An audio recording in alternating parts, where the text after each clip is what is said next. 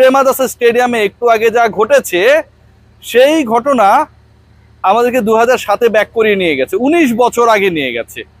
2007 যেই সময়টায় সবশেষ ক্ষমতায় ছিল বাংলাদেশ ন্যাশনালিস্ট পার্টি, এরপর থেকে আসলে একটা বিশাল অপেক্ষা ছিল দলটার। এবং একইভাবে ওই বিএনপির জয়ের সাথে আমার কাছে কেন যেন মনে হয় যে জিম্বাবুয়ের লাস্ট যে অস্ট্রেলিয়ার বিপক্ষে বিশ্বকাপের উইন, সেটা খুব সামঞ্জস্যপূর্ণ, যে এরপরে আর তারা অস্ট্রেলিয়াকে হারাতে পারেনি টি-20 ফরম্যাটে। বিএনপি জেতার পরের দিন জিম্বাবুয়ে অস্ট্রেলিয়াকে বিশ্বকাপে আরো একবার, এবং ওই 7-এর পরে নেক্সট যেদিন দেখা হলো 19 বছর পরেই তাদের টি-20 বিশ্বকাপে দেখা হয়েছে এই দুই দলের, টানা দ্বিতীয়বার হারিয়ে দিল।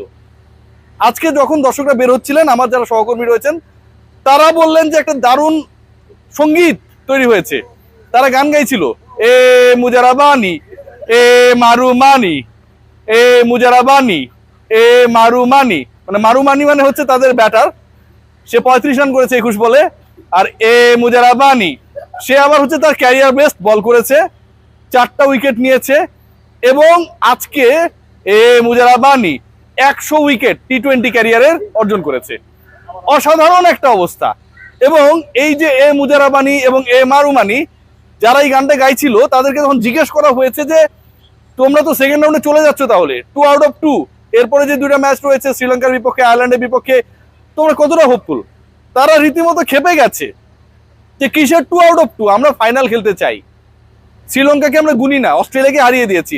ডেফিনেটলি একটা দল যদি অস্ট্রেলিয়াকে এভাবে হেসে খেলে হারায়, 20 ওভারও খেলতে দিল না, মুজারাবানি 17 রানে 4 উইকেট নিল, মারুমানি এবং অন্য ক্রিকেটাররা ব্যাট হাতে জ্বলে উঠলো, এবং শেষ পর্যন্ত 23 রানের মানে অনেক বড় উইন এটা বলতে পারি। টি-20 ফরম্যাটে আপনি 146-এর মধ্যে অস্ট্রেলিয়াকে আটকে ফেললেন।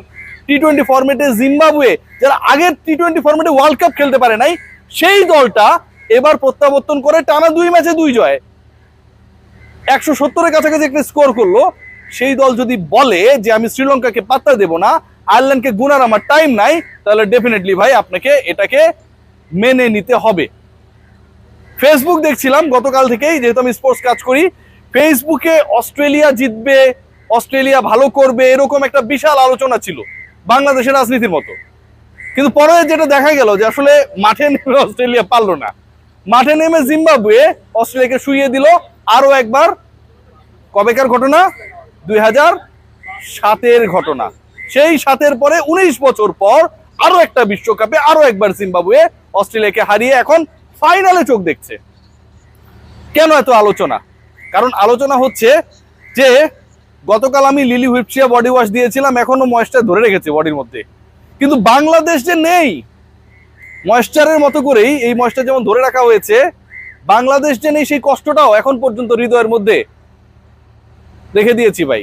জিম্বাবুয়ে যখন জিততে পারে, অস্ট্রেলিয়াকে হারিয়ে দেয়, যখন নেপালের বিপক্ষে ইংল্যান্ড অলমোস্ট খাবি খাচ্ছিল, ঠিক তখন ইংল্যান্ডের গ্রুপে অথবা আয়ারল্যান্ডের গ্রুপ পরিবর্তন হয়ে যদি বাংলাদেশ বি গ্রুপে চলে আসতো, এই বাংলাদেশে ওয়ার্ল্ড কাপটা অন্যরকম হতে পারতো। আজকে ইন্ডিয়ান এক জার্নালিস্ট বলেছে তোমাদের আসিফ নজরুলের কি হবে, আমরা যদিও এই ব্যাপারে ভাবছি না, বাট আলোচনা কিন্তু হচ্ছে।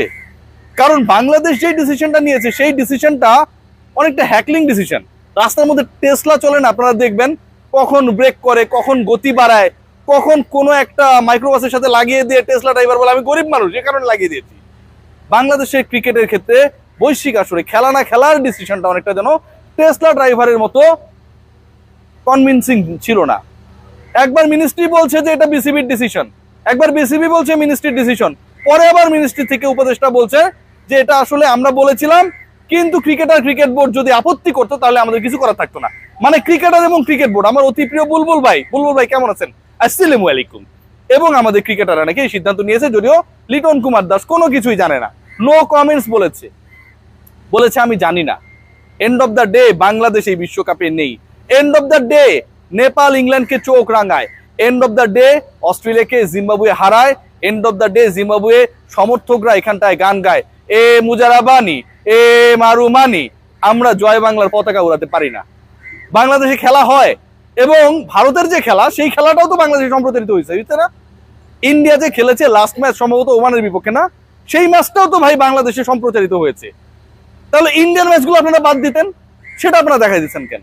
ইন্ডিয়ার খেলা আপনারা দেখবেন, ইন্ডিয়ার খেলা আপনারা সম্প্রচার করবেন, ইন্ডিয়া থেকে পেঁয়াজ আমদানি করবেন, অথচ বাংলাদেশ এই বিশ্বকাপে যারা যোগ্যতা অর্জন করে, যে জিম্বাবুয়ে গতবার যোগ্য ছিল না দেখে বিশ্বকাপ খেলতে পারেনি, সেই দলকে আপনারা খেলতে দিলেন না, সেই দলের সেই সুযোগটা আপনারা ক্রিয়েট করতে দিলেন না। আমার কাছে মনে হয় যে এটা অনেক ফ্রাস্ট্রেটিং। এবং আমিনুল ইসলাম বুলবুলের বোর্ডে সব আছে, বক্তব্য আছে, চাপাবাজি আছে, গায়ক আছে, নায়ক আছে, শুধু ক্রিকেটটা নেই। সবাই ভালো থাকবেন।